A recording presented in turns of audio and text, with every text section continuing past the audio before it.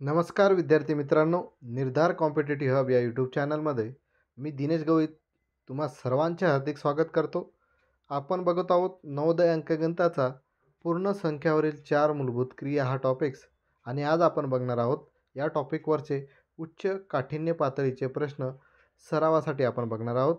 आणि हे सर्व प्रश्न आपण कोणत्या बुक्समधून घेत आहोत? नवनीत पब्लिकेशनच्या बुक्समधून घेत आहोत.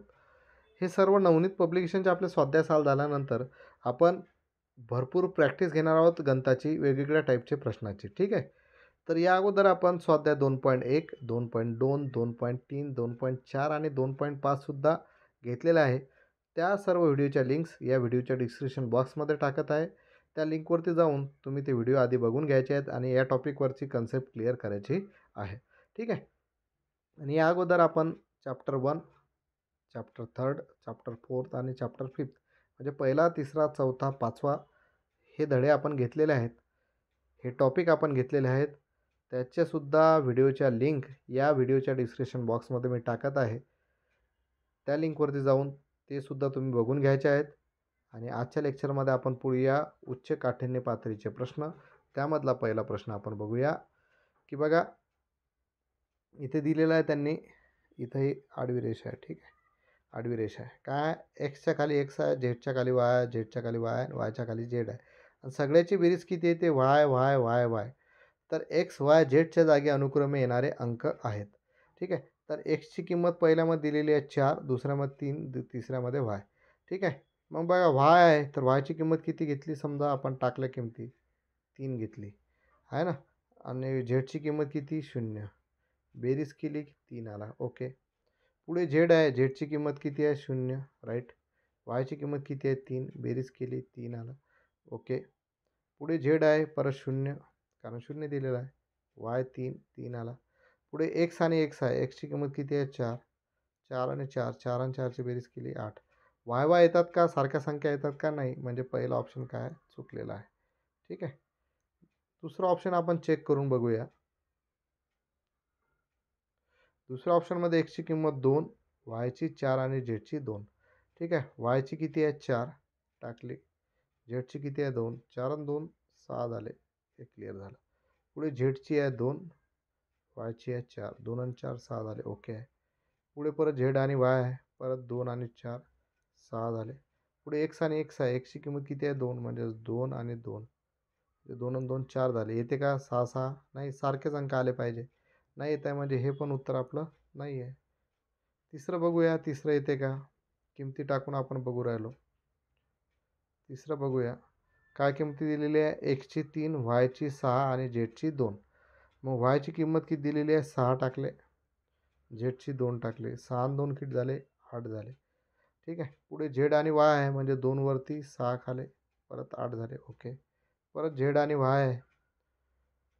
2 वरती 6 खाले. 2 आणि 6 परत 8 झाले. परत एक्स आणि एक्स आहे. बरोबर आहे. म्हणजेच किती आहे? 3 दिलेला आहे म्हणजे 3 आणि 3 किती झाले? 6. उत्तर येते का? 8 8 येते का? नाही. कारण खाली सगळे वाय वाय आले पाहिजे. बरोबर ना? नाही येत म्हणजे हे तिसरं पण उत्तर आपलं चुकीचं येत आहे. मग चौथंच उत्तर आपलं बरोबर आहे. याच्यावरून आपल्याला लक्षात आलं असेल. चौथं उत्तर आपलं बरोबर आहे. चेक करूया.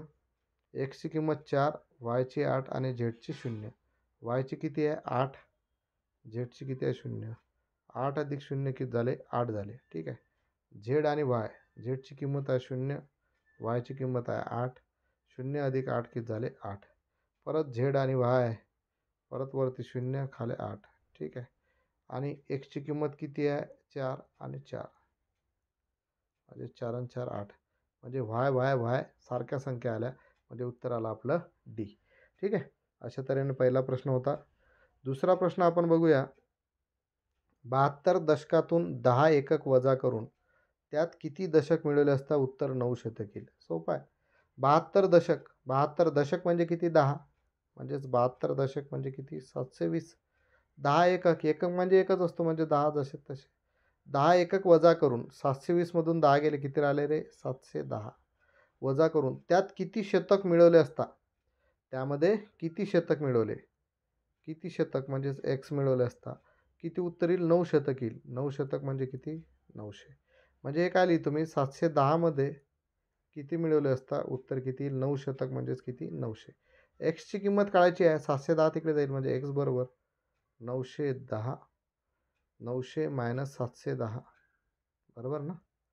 शून्याशी शून्य, शून्यातून एक नाही जात, 10तून एक गेला 9 राहिला, 8तून 7 गेले 1 राहिला, 190 येईल. तर त्यांनी काय म्हटलं, 72 दशकामधून 10 एकक वजा करून त्यात किती दशक मिळवले असता उत्तर 9 शतक येईल. किती दशक? उत्तर किती आलं आपलं? 190. 190ला दशकामध्ये लिहायचं म्हटलं तर 19 दशक. 19 दशक म्हणजे उत्तर येईल आपलं सी. ठीक आहे. कारण 72 दशक म्हणजे आपण काय केलं? 720 घेतले. कारण दशक म्हणजेच 10 म्हणजे 0 1 दिला. 10 एकक म्हणजे सिंगल संख्या असते म्हणजे 10 जसा तसा. मग 72 दशकामधून 10 एकक वजा करून 720 मधून 10 वजा केले 710 झाले. त्यात किती दशक मिळवले असता म्हणजेच आपल्याला माहीत नाही ते किती मिळवायचे म्हणून एक्स घेतलं बरोबर 900. ते इकडे लिहिलं 710 अधिक एक्स बरोबर 900. एक्सची किंमत काढायची आहे 710 तिकडे गेला म्हणजे एक्सची किंमत भेटली आपल्याला 190. पण त्यांनी आपल्याला विचारलं होतं की किती दशक, म्हणून 190ला आपण 19 दशक म्हटलं कारण शून्य आहे पुढे म्हणजेच 19 गुणिले 10 आहे म्हणजे उत्तर आलं आपलं सी. पुढचा प्रश्न आपण बघूया. 5 अंकी मोठ्यात मोठ्या समसंख्येस 2 अंकी मोठ्यात मोठ्या मूळ संख्येने गुणले असता येणारा गुणाकार आहे. 5 अंकी मोठ्यात मोठी संख्या जर म्हटलं तर 9 9 9 9 9 बरोबर आहे. आता ही काय झाली? विषम संख्या झाली. आपल्याला समसंख्या पाहिजे म्हणजे संख्येच्या एका स्थानी 0 2 4 6 8. मग मोठ्यात मोठी म्हटली म्हणजेच या 9च्या ठिकाणी काय येईल? 8 येईल. 9च्या ठिकाणी काय येईल? 8. ही झाली मोठ्यात मोठी 5 अंकी समसंख्या. आणि त्यांनी काय म्हटलं? समसंख्येस 2 अंकी मोठ्यात मोठ्या मूळ संख्येने. मग 2 अंकी मोठ्यात मोठी मूळ संख्या कोणती आहे? आपण ऑलरेडी शिकलो. कोणती आहे रे ती? 97. संख्येने गुणले असता येणारा गुणाकार म्हणजे हा गुणाकार करायचा आहे तुम्हाला. तर बघा, हा गुणाकार आता तुम्हीच करायचा आहे आणि त्याचं उत्तर तुम्हाला कमेंट बॉक्समध्ये सांगायचं आहे. पहिले 7ने गुणावं लागेल, नंतर 9ने गुणावं लागेल, बेरीज करावं लागेल, उत्तरही भेटेल तुम्हाला. या तिसऱ्याचं उत्तर तुम्ही सॉल्व करायचं आहे आणि त्याचं उत्तर तुम्हाला कमेंट बॉक्समध्ये सांगायचं आहे. साधा गुणाकार आहे फक्त म्हणून नाही करत आहे. ठीक आहे. पुढचा प्रश्न आपण बघूया.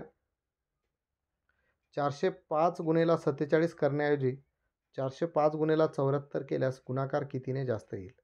मग पहिले 405 गुणिले 47 करून बघू किती येतो गुणाकार. 7 5 35 5 हातचे आले 3 7 0 0 अधिक 3 3 7 चौक 28 हे झाले 0 दिलं. 4 5 20 डायरेक्ट 20 झाले 4 चौक 16. बेरीज करा 5 5 3 3 8 2 10 0 हातचा आला 1 6 2 8 1 9 19 0 35 याचं उत्तर आलं. ठीक आहे. पुढे 405 गुणिले 74 करून बघा.